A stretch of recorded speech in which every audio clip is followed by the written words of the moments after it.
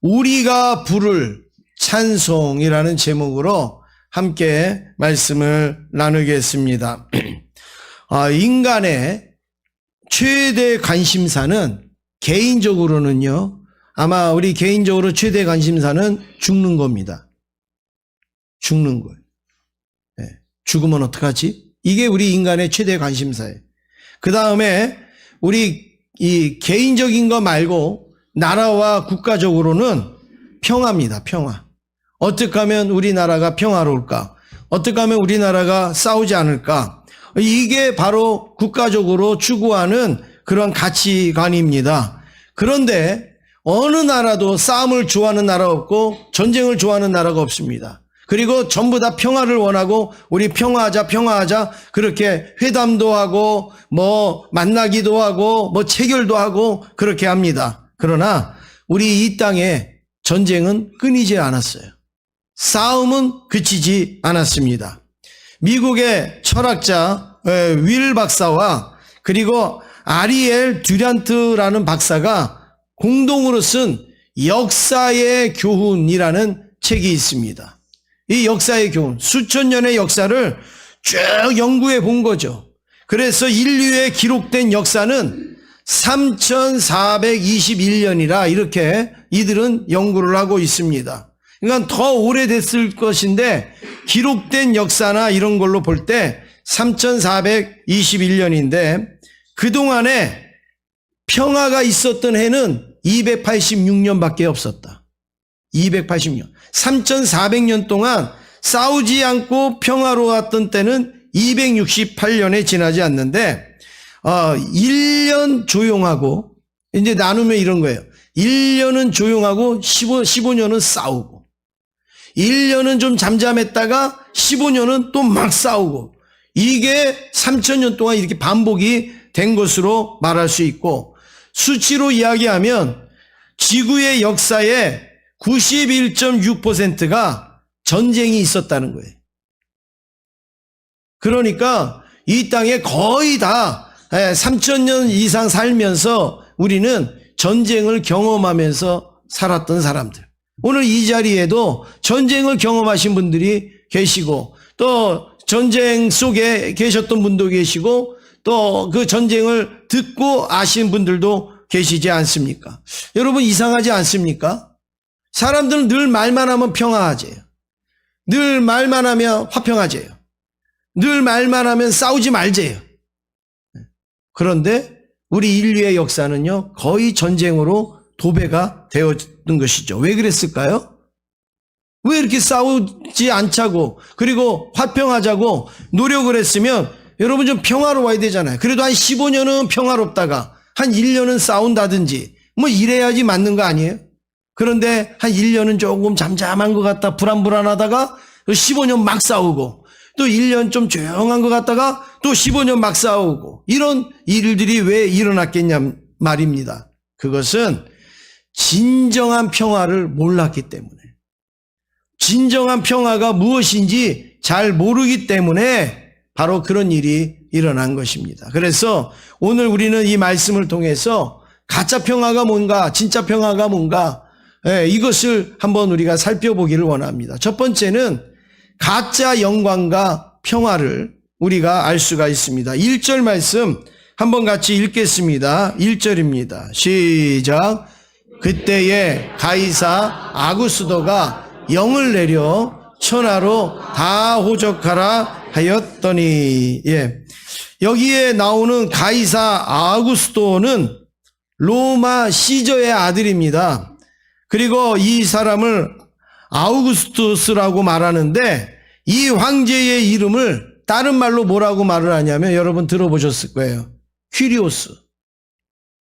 이 황제의 이름이 있는데도 불구하고 이 이름을 뭐라 부르냐? 퀴리오스. 다른 말로 하면 주라는 거예요. 주. 그러니까 황제가 우리의 주, 우리의 신.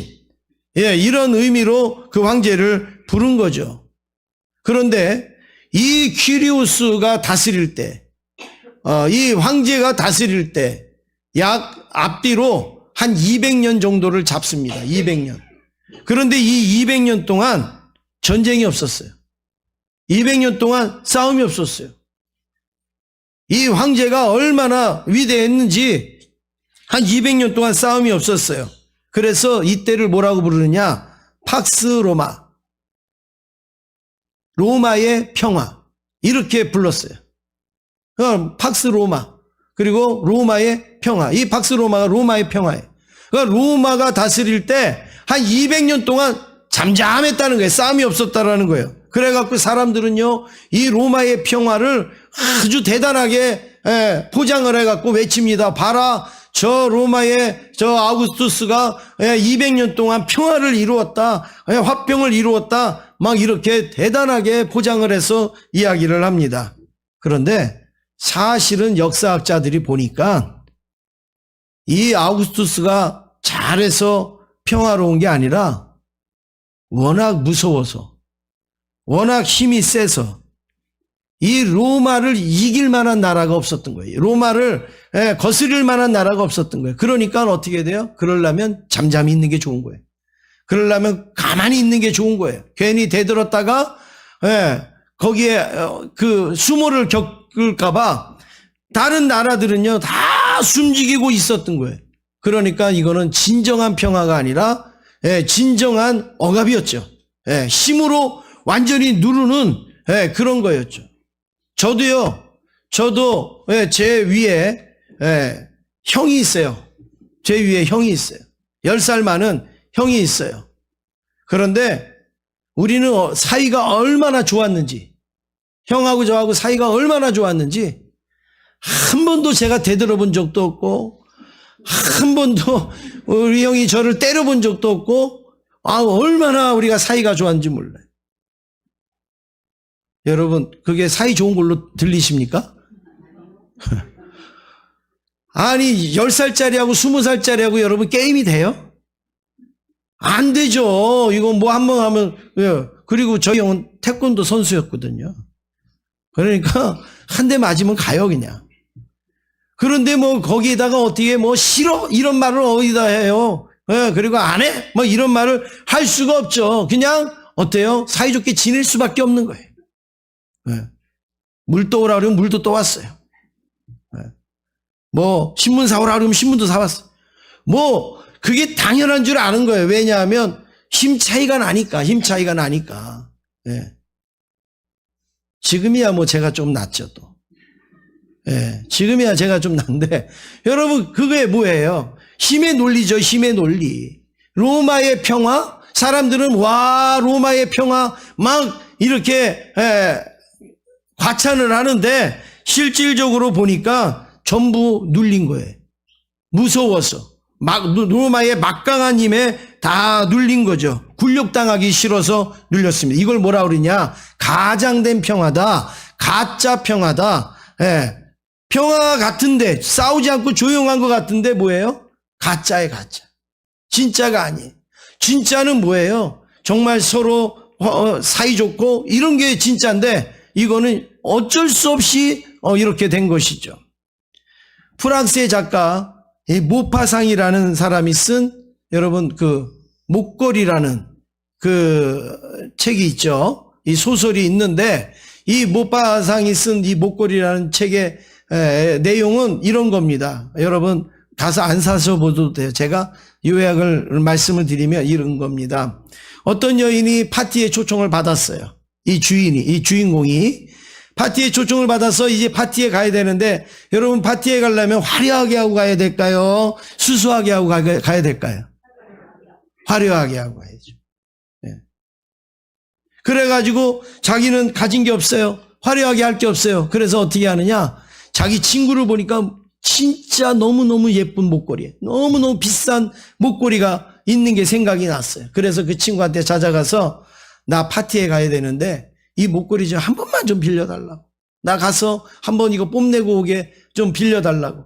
사정사정을 해서 그 목걸이를 딱 빌리고 그리고 가서 파티에 가서 아주 인기를 독차지하고 그리고 집에 오다가 어떤 일인지 이 목걸이를 잃어버렸어요. 아무리 찾아도 그걸 찾을 수가 없어요. 아무리 찾아도 나오질 않아요. 어마어마하게 비싼 목걸이일 텐데 어마어마하게 이게 값진 목걸이인데 이거 어떡하지? 막 찾아도 없어요. 그래갖고 어떻게 했느냐. 이 목걸이를 이제 전재산, 자기의 전재산을 다 팔고 그리고 10년이나 막리를 하는 거예요. 이 목걸이를 구하기 위해서. 그래도 10년 동안 죽을 힘을 다해서 고생을 하고 그리고 이 목걸이를 장만을 해가지고 그리고 그 주인에게, 친구에게 가서 목걸이를 갖다 주면서 늦게 줘서 미안하다고. 그러면서 내가 이거 잘 썼는데 정말 내가 이걸 이렇게 전달해 준다고 그랬더니 이 친구가 하는 얘기가 아이 그거 뭐 가짜인데 뭐 그냥 자기는 진짜인 줄 알고 빌렸는데 사실은 그 목걸이가 가짜였던 거예요. 근데 그 가짜를 잃어버렸다고 자기의 모든 걸 다 팔아가지고 모든 에너지를 다 쏟아서 그걸 목걸이를 사서 그 친구에게 줬을 때 그 찾아오는 허무함. 그게 이 못바상의 목걸이라는 그 소설의 내용입니다. 여러분, 우리 인생이 이렇다는 거예요. 가짜인데 진짜인 줄 알고 거기에 우리의 모든 에너지, 정열, 심 이런 거를 다 쏟고 그러고 보니까 나중에 보니까 그게 우리에게 구원을 주는 게 아니에요. 그게 우리에게 생명을 주는 게 아니에요. 그게 우리의 은혜가 아니었던 거예요. 그건 그냥 가짜, 어디서든지 살 수 있고 아무렇게나 구할 수 있는 그런 하찮은 건데 그게 진짜인 줄 알고 거기에 우리의 모든 걸 다 쏟아부었단 말이에요. 이 세상에 많은 사람들이 그러지 않습니까? 가짜 평화, 로마 평화를 막 외치기도 하고 가짜 목걸이에 우리의 마음을 쏟기도 하지 않습니까?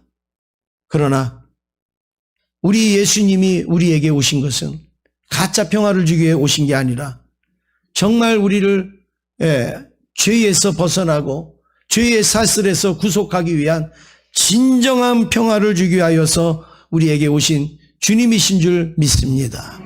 두 번째는 진정한 평화입니다. 평화는 힘으로 이루어지지 않습니다. 힘이 세가지고 누를 수는 있어도 그걸 평화라고 말할 수는 없습니다. 평화는 오히려 약해질 때, 자기의 희생이 있을 때 비로소 평화는 주어지는 것이죠. 이 평화를 누가 보여주셨는가? 예수님이 보여주셨어요. 예수님이 인간의 몸으로 낮고 천하게 오셨어요. 그리고 아주 약한 모습으로 침을 누가 뱉어도 한번 반응도 못하고 뺨을 때려도 반응도 못하고 머리에 가시관을 씌워도 아무런 대꾸도 못하는 아주 약한 모습, 너무나도 힘이 없는 모습으로 이 땅에 오셨습니다. 그런데 그 예수님이 우리에게 진정한 구원을 주셨고 진정한 평화를 주신 것이죠. 성탄절은 하나님의 아들 예수님이 인간의 몸으로 오신 것을 기념하고 감사하는 날입니다. 그래서 이 땅에 오신 예수님을 사람들은 외칩니다. 뭐라고 외치는가? 이 땅에 오신 예수님을 뭐라고 외치는가? 14절 말씀에 이렇게 외칩니다. 한번 같이 읽겠습니다. 시작.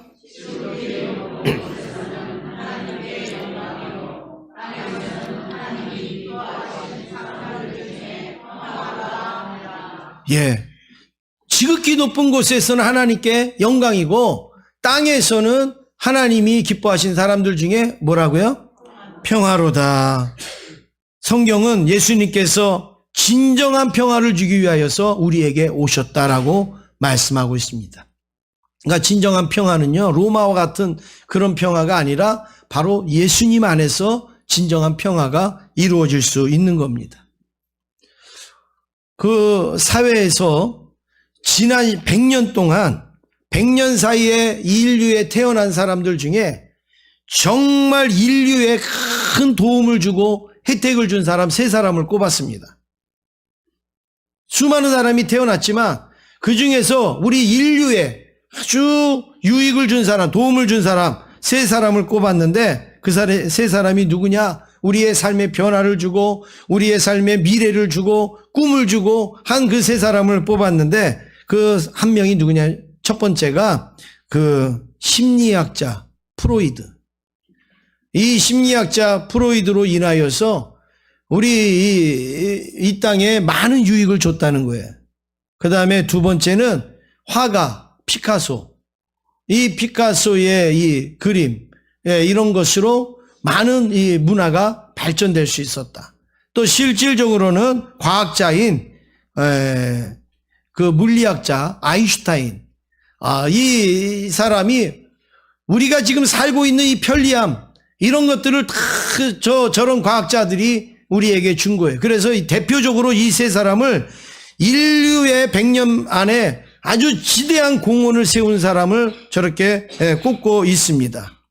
그런데요, 이들은 100년 동안, 100년 안에 이런 일을 했지만 우리 온 인류가 영원히 구원을 얻도록 우리에게 혜택을 주신 분은 바로 예수님이십니다. 아인슈타인하고 비교도 안 되는 거예요. 프로이드하고 비교도 안 되는. 그들은 잠시 우리에게 조금 편리함과 유익을 줬지만 우리 예수님은 온 인류에게 뭐예요? 죄에서 구원되어지는 이 진정한 평화를 우리에게 주신 것입니다. 그래서 예수님의 평화는 가짜 평화가 아니고 우리에게 주시는 진정한 평화. 진짜 우리가 어떻게 평화롭고 어떻게 우리가 은혜를 받는지. 찬송에도 우리가 그렇게 말하잖아요. 우리의 평화는 이 땅에서 이루어지는 게 아니라 하늘 위에서 내려온다. 그 하늘 위에서 내려오신 분이 누구냐? 바로 예수님이에요. 그러니까 우리가 이날 축하하고 이날 기뻐하고 우리가 이날 찬양하는 것이죠. 왜 우리가 주님 탄생한 날을 이렇게 기뻐해야 되고 축하해야 됩니까? 우리에게 진정한 평화를 주셨기 때문에 그렇습니다. 그 영국의 미술관에 가면, 저 안 가봤는데 한번 미술관 가면 이거 꼭 한번 보고 싶어요. 그림이 하나 있대요. 그림이 있는데 거기에는 어떤 그림인가? 그 전쟁 상황에서 그 연락병 있잖아요. 무전기 이렇게 메고 다니는 연락병이, 이 연락을 해야지 폭격을 하든지 아니면은 피하기도 하든지 후퇴를 하든지 이렇게 할 거 아니에요? 그런데 이 연락병이 연락을 할 수 없도록 전선이 끊어졌다는 거예요. 이게 전선이 끊어졌으니까 연락이 돼요? 안 되죠. 그런데 이 연락병이 어떤 일을 했는가? 이쪽 전선하고 이쪽 전선을 자기가 손으로 잡았다는 거예요. 전기를 통하게. 그래서 연락을 해라, 빨리. 그래서 우리의 상황을 알려라. 그래서 이쪽 전선하고 이쪽 전선을 그 전기 흐르는 그걸 그렇게 잡았다는 거예요. 그 그림이 그 영국 박물관에 가면 있대요. 그래서 이 본부하고 연락이 돼서 그때 어려운 전투에서 이길 수 있었다. 그러니까는 그걸 기리기 위해서 거기다가 그림을 전시해 놨겠죠. 여러분, 예수님께서 십자가에 죽으시는 장면을 한번 생각해 보시기 바랍니다. 예수님 한쪽 손에는 하나님의 손을 잡고 한쪽 손에는 우리 죄인인 우리의 손을 잡고 하나님과 우리를 연결시켜 주신 거예요. 하나님과 우리가 하나 되게 하신 거예요. 우리에게 진정한 평화를 주기 위해서 그 중간에서 하나님과 우리를 연결시켜 주신 분이 누구냐? 바로 예수님이에요. 우리의 힘으로 어떻게 구원을 얻어요? 우리의 힘으로 어떻게 천국에 갈 수 있습니까? 바로 예수님 때문에 우리가 갈 수가 있었던 것이죠. 예수님의 죽으심이 아니면 우리는 구원을 얻을 수 없습니다. 그런데 예수님이 죽기 위하여서 이 땅에 오셔야 되는 거죠.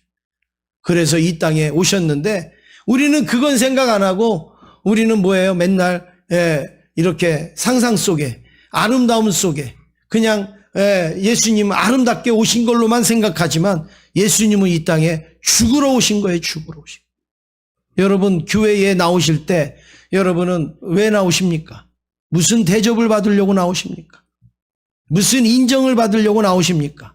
무슨 환대를 받으려고 나오십니까? 우리를 구원하신 예수님이 죽으러 이 땅에 오셨으면 우리도 교회를 나올 때에 어떻게 나와야 돼? 죽으러 나오셔야 되는 거예요. 그런데 우리는 자꾸 살아서 팔딱거리는 거예요. 자꾸 살아서 나를 알아달라는 거죠. 자꾸 살아서 나를 인정해달라는 거죠. 오늘도 여러분이 교회 나오시기 전에 눈이 막 내렸는데 그 눈을 쓴 권사님들이 있어요. 눈을 쓴 사람들이 있어요.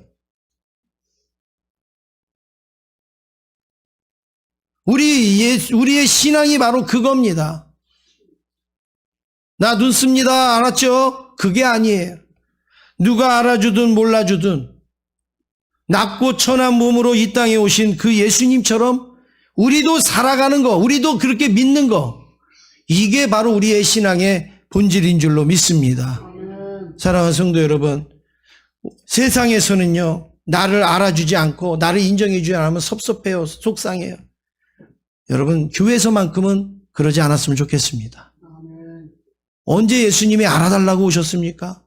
언제 예수님이 알아달라고 십자가 지셨습니까? 언제 예수님이 알아달라고 우리에게 은혜 주신 적이 있어요?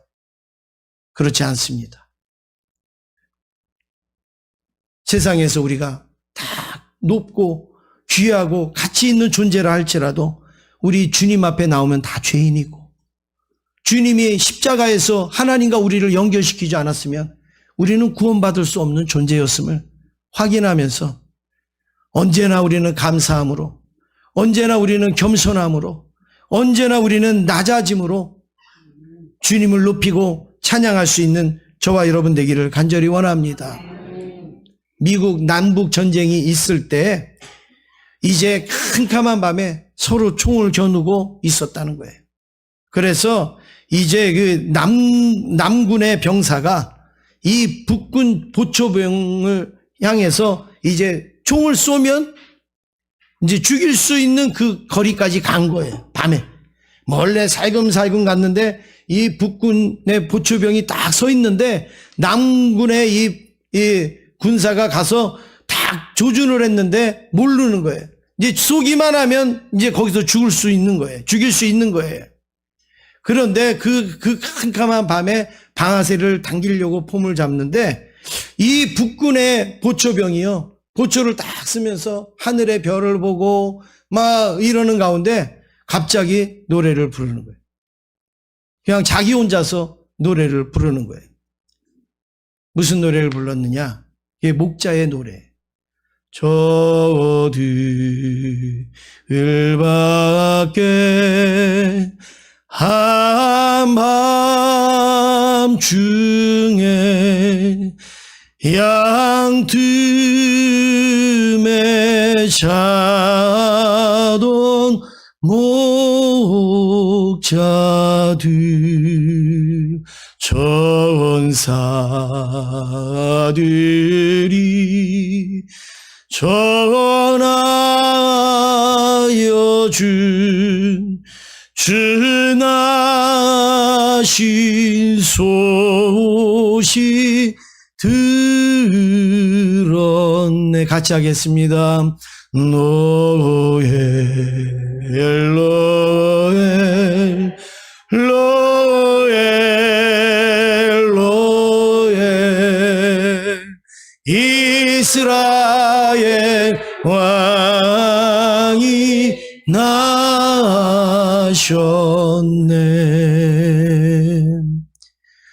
이 보초병이요, 이 노래를 싹 부르는데요, 이 방아쇠를 당겨야 되는 이 남군 병사가 방아쇠를 못 당기고 그냥 눈에서 눈물이 줄줄 흐르면서. 근데 그날이 무슨 날인가?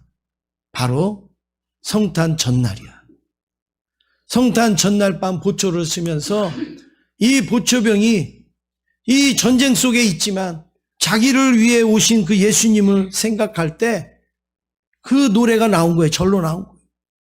그래서 이 남군의 이 병사는 방아쇠를 쏘지 않았어요. 당기질 않았어요. 그리고 그냥 내려왔어요.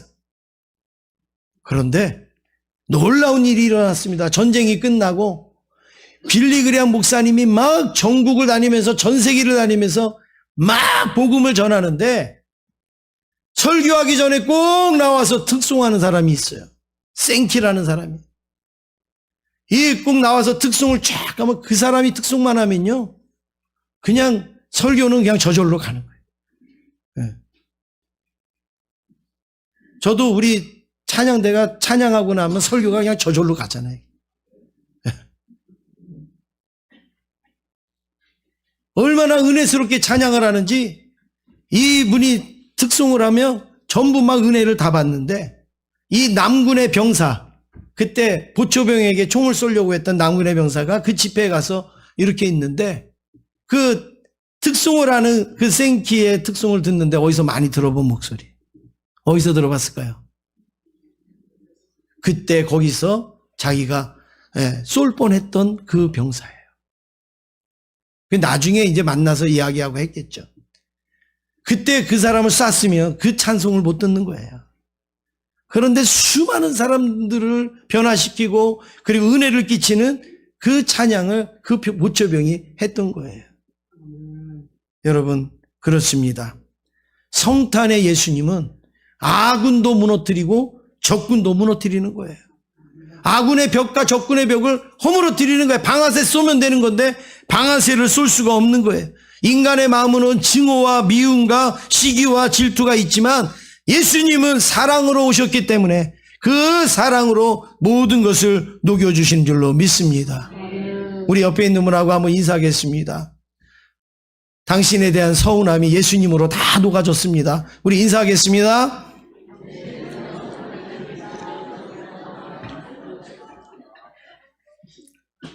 또 당신이라는 소리가 들려요. 당신. 여러분 집에 가서 하세요. 당신. 예, 저는 대중적으로 하잖아요. 대중적으로. 그러면 여러분 옆에 누가 계세요? 누가 계세요? 예, 권사님, 집사님. 그러면 그렇게 해야지. 당신, 당신에 있는 미움이 예수님 더 미움이 쌓이겠네요.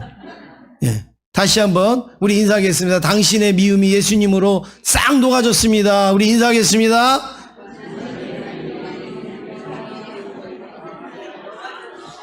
예, 인사 안 하신 분도 아마 그 마음속에는 동일한 그런 마음이 있을 줄로 믿습니다. 세 번째는 우리가 부를 찬송이에요. 그러면 우리는 무슨 찬송을 부르는가? 13절 함께 읽겠습니다. 13절입니다. 시작. 호련히 수많은 천군이 그 천사와 함께 하나님을 찬송하여 이르되. 예, 수많은 천군 천사들이 하나님을 막 찬송했다. 이 땅에 오시는 그 예수님을 막 열심히 찬송한 거죠. 평화의 왕으로 오시는 예수님, 예, 우리에게 구원으로 오시는 그 예수님을 지금 천사들이 찬송하고 있어요. 그 찬송이 아까 우리가 읽었던 14절의 찬송입니다. 지극히 높은 곳에서는 하나님께 영광이고 그리고 땅에서는 하나님이 기뻐하신 사람들 중에 평화로다. 이런 찬송이 많이 울려 퍼지기를 간절히 원합니다. 목자들은 어떤 찬송을 했습니까? 20절 말씀 우리 같이 읽겠습니다. 20절 함께 읽겠습니다. 시작. 목자들은 자기들에게 이르던 바와 같이 듣고 본 그 모든 것으로 인하여 하나님께 영광을 돌리고 찬송하며 돌아가니라. 예, 목자들도요 이 듣고 본 것을 다 이제 가지고 하나님께 영광을 돌리며 그리고 찬송하며 돌아갔다.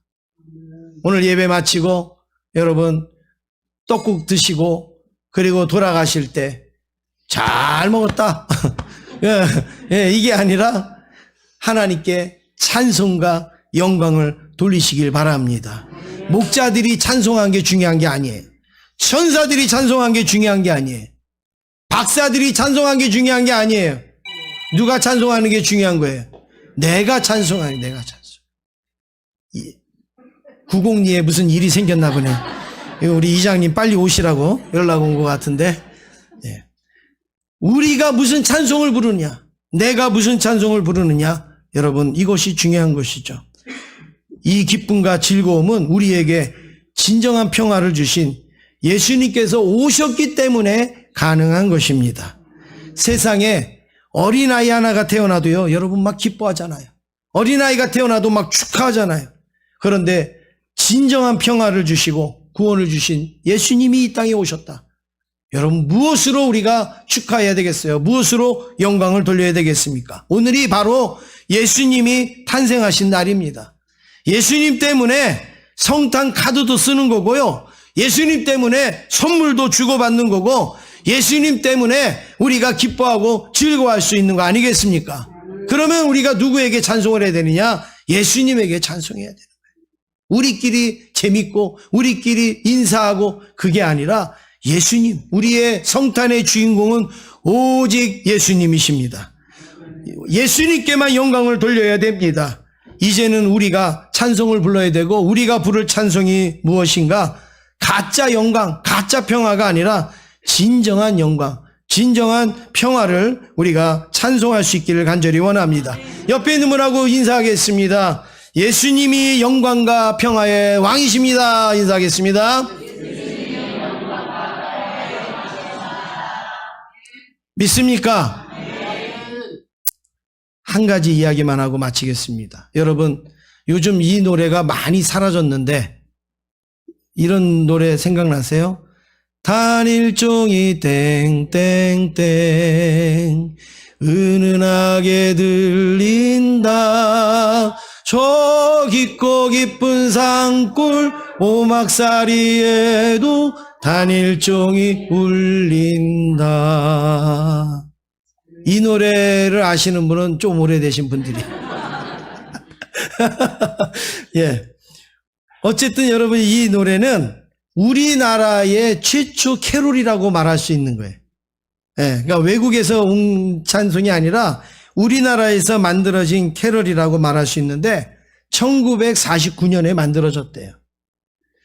그런데 이것을 만드신 분은 장수철이라는 분이 작곡을 했고, 그리고 그 안에 최봉춘 여사가 작사한 우리나라 순수 캐럴이라고 알려지고 있습니다. 그런데 여러분, 이 내용이 무엇이냐? 1949년에 성탄 발표회, 어저께 우리가 성탄 축하했죠? 성탄 축제를 하는데 이 아들이 나가서 노래를 불러야 되는데 무슨 노래를 부를까? 그래서 그 아들이 나가서 부를 수 있는 노래를 만든 거예요. 그게 바로 탄일종이에요. 내 아들이 나가서 많은 사람들 앞에서 이 성탄 찬양을 이제 하기 위해서 만든 게 그 탄일종이라는 이 노래예요.